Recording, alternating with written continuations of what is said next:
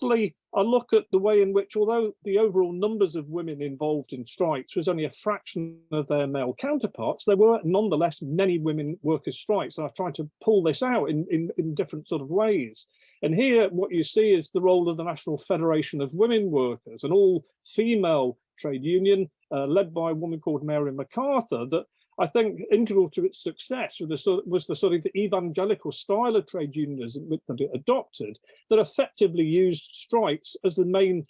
means to actually recruit workers and to build collective organisation. And you know, when I looked at the union's record over the 4.5-year period, it's essentially going from one strike to another without sending organisers. The jute workers in Dundee, the chain makers of Cradley Heath in the Midlands, the 15,000 women in 20 different factories in Burmans in southeast London, and so on. And overall, women's involvement in strike activity during the period leads to an extension of union organisation amongst women by 54%. And in addition to this, what I do is show, you know, quite interestingly, I think, the way in which many women workers are emboldened, not only by the militancy of their male counterparts, but also by the simultaneous women's suffrage movement of the day, fighting against the Liberal government for the right to the vote. And here, of course, the role of the suffragettes with their advocacy of militant civil disobedience, of deeds, not words, you know, literally attacking Liverpool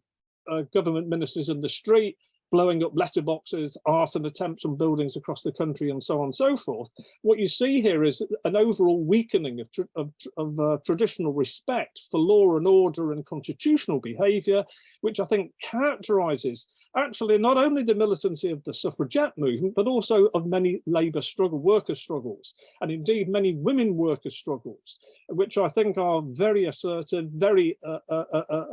aggressive, and often quite violent. Using mass picketing to extend the strike to other groups of workers,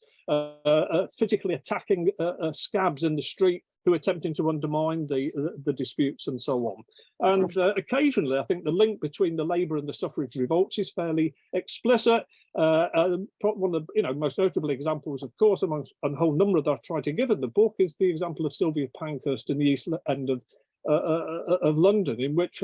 a group of suffragettes breaks from the leadership of the suffragette movement, namely a mother and a sister, to argue that actually the fight for women's suffrage has to be extended to broader class-wide general issues, and indeed support for women workers' struggles and socialist politics.